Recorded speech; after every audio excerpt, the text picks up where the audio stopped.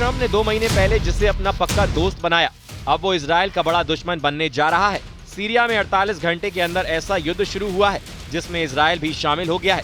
क्या ये युद्ध इजराइल के अंदर पहुंच सकता है? ये जानने से पहले देखिए कि गाजा में अचानक ऐसा क्या हुआ कि नेतन्याहू को 24 घंटे के अंदर बड़ा फैसला लेना होगा। 650 दिन का युद्ध, गाजा में मौत नाच रही है। खंडरों और कंक्रीट की तहस नहस हो चुकी बस्ती में कब, कहां और कितना बड़ा बम गिरेगा, ये सिर्फ नेतन्याहू जानते हैं। सैकड़ों किलो का बम गिरता है और फिर होता है हाहाकार। 22 महीनों का युद्ध और अब तक 58,000 लोगों की मौत। गाजा में मौत का मीटर चलता जा रहा है। इजराइल का ग्राउंड ऑपरेशन 58,000 लोगों की मौतों के साथ सवाल है कि इस युद्ध को जीत कौन रहा है, क्योंकि हमास की पूरी लीडरशिप खत्म करने के दावे के बीच अब इजराइल को जून और जुलाई में लगातार ऐसे झटके लगे हैं जिसने नेतन्याहू के मिशन गाजा को इजराइल की सेना के लिए जलेबी बना दिया है। ताजा खबर उत्तरी गाजा से आई है। इजरायली सेना की 401वीं आर्मर्ड ब्रिगेड के ये तीनों सैनिक एक टैंक धमाके मारे गए।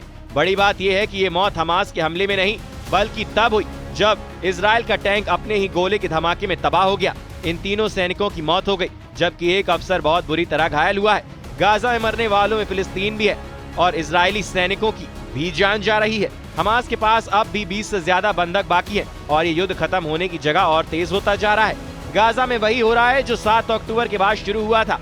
बमबारी आज भी जारी है। युद्ध के शोले अब तक भड़क रहे हैं। बस गाजा की सड़कें और मोहल्ले अब मलबे का मैदान बन चुकी हैं। सिर्फ 24 घंटे के दौरान इजराइल ने गाजा में ऐसी बमबारी की है कि 120 लोगों की जान चली गई, 557 लोग जख्मी हो गए। इजराइल ने गाजा के नुसेरत रिफ्यूजी कैंप को टारगेट बनाया और ऐसी जगह बमबारी हुई जहां पीने का पानी बांटा जा रहा था। गाजा से फिलहाल अपडेट ये है कि अब तक 58,386 लोगों की मौत हो चुकी है। इजराइल की बमबारी से गाजा में अब तक 1,39,077 लोग घायल हुए हैं। गाजा में ग्राउंड ऑपरेशन के दौरान 450 से ज्यादा इजरायली सैनिक मारे जा चुके हैं और 23 बंधक अब भी हमास के कब्जे में हैं, जिनको छुड़ाने को लेकर अब तक कोई डील नहीं हुई है। इजराइल बार बार दावा करता रहा है कि हमास गाजा में हार रहा है और उसके 20,000 लड़ाके इजरायली ऑपरेशन में मारे जा चुके हैं, लेकिन गाजा में फैले मलबे के बीच में से आने वाले वीडियो बता रहे हैं कि हमास अब भी इजराइल को टक्कर दे रहा है। 24 जून को गाजा के खान यूनुस में इजराइल के 7 सैनिक मारे गए। 7 जुलाई को गाजा के बेत हनून में इजराइल के 5 सैनिक मारे गए। गाजा में हमास घात लगाकर हमला कर रहा है। गाजा में जून के जुलाई का महीना इजराइल के लिए खूनी साबित हो रहा है। इन दोनों हमलों ने ही इजराइल की सेना पर बड़े सवाल उठा दिए। हमास के इस तरह के हमलों ने इजरायली सेना के पावर सेंटर में तहलका मचा दिया है। ऐसे हमले लगातार तेज हो रहे हैं। कोशिश है कि नेतन्याहू की फौज में नया डर पैदा किया जा सके।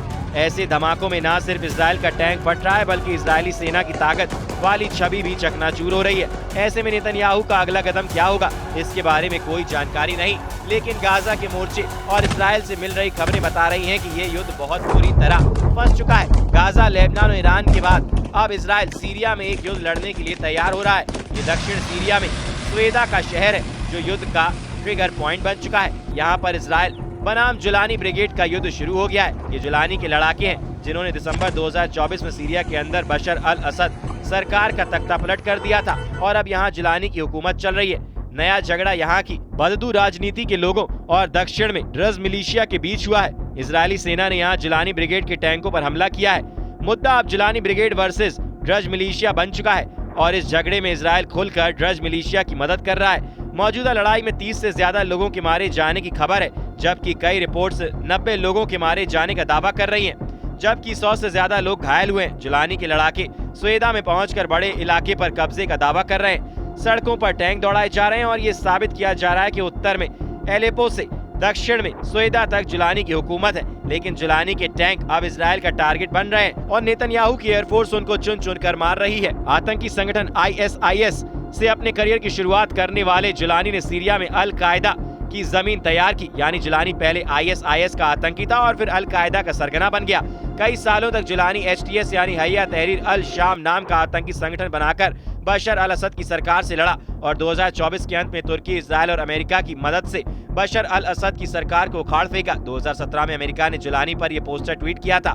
पोस्टर में जुलानी की तस्वीर छापी और लिखा था, इस आतंकवादी को रोकिए। जुलानी पर अमेरिका ने $10 मिलियन का इनाम रखा था। आज के हिसाब से जुलानी के सिर पर आज भी करीब 85 करोड़ रुपए का इनाम है। इस पोस्टर में लिखा है, जुलानी अल कायदा का एक बड़ा आतंकवादी है, उसके बारे में जो जानकारी देगा उसे 85 करोड़ रुपए मिलेंगे। लेकिन आज जुलानी सीरिया पर राज कर रहा है। जुलानी की मुलाकात डोनाल्ड ट्रंप से भी हो चुकी है और ट्रंप जुलानी की तारीफ भी कर चुके हैं और सीरिया पर लगे तमाम प्रतिबंध भी हटाए जा चुके हैं। लेकिन अब दक्षिण सीरिया में सोइदा की ये तस्वीरें बता रही हैं कि जुलानी इजराइल के लिए मुसीबत बन सकता है और दक्षिण सीरिया में इजराइल का जितने भी इलाके पर कब्जा है उसे भी बड़ी चुनौती मिल सकती है। नेतन्याहू जरूर इसे लेकर टेंशन में होंगे क्योंकि अब उनके सामने एक और मोर्चा खुल चुका है, जबकि ईरान और इजराइल के बीच तनाव कम होने की बजाय बढ़ता जा रहा है। हालात ये हैं कि नेतन्याहू ने ईरान को लेकर ट्रंप से सीक्रेट डील भी कर ली है। ऐसा दावा किया जा रहा है कि पिछले एक हफ्ते के दौरान हालात बदलते नजर आ रहे हैं और ईरान और इजराइल के बीच बहुत खतरनाक युद्ध का खतरा मंडराने लगा है। दावा किया जा रहा है कि अब परमाणु हमला होगा और क्या ईरान और इजराइल के बीच हुआ सीजफायर एटम बम तोड़ने जा रहा है। इजराइल के अखबार जेरूशलम पोस्ट ने ऐसी खबर छापी है जिसे पढ़कर ट्रंप के भी होश उड़ गए हैं। खबर में ईरान संसद के स्पीकर मोहम्मद बाकर गलीबाफ के सलाहकार मेहदी मोहम्मदी का जिक्र है। मेहदी मोहम्मदी ने इंस्टाग्राम पर यह तस्वीर पोस्ट की है जिसमें इजराइल के नक्शे पर 2 परमाणु हमले दिखाए गए हैं। ये मशरूम क्लाउड देखकर इजराइल के होश उड़ गए हैं। सवाल है कि क्या ईरान और इजराइल के बीच परमाणु युद्ध होने जा रहा है। इजराइल हुए ईरान के मिसाइल हमले 1 महीने पुरानी बात है। 13 जून को ही इजराइल ने ईरान पर हमला करके वहां की मिलिट्री लीडरशिप को खत्म कर दिया था, लेकिन इसके बाद ईरान ने ऐसा मिसाइल अटैक किया कि इजराइल में छुपने के लिए बंकर भी कम पड़ गए।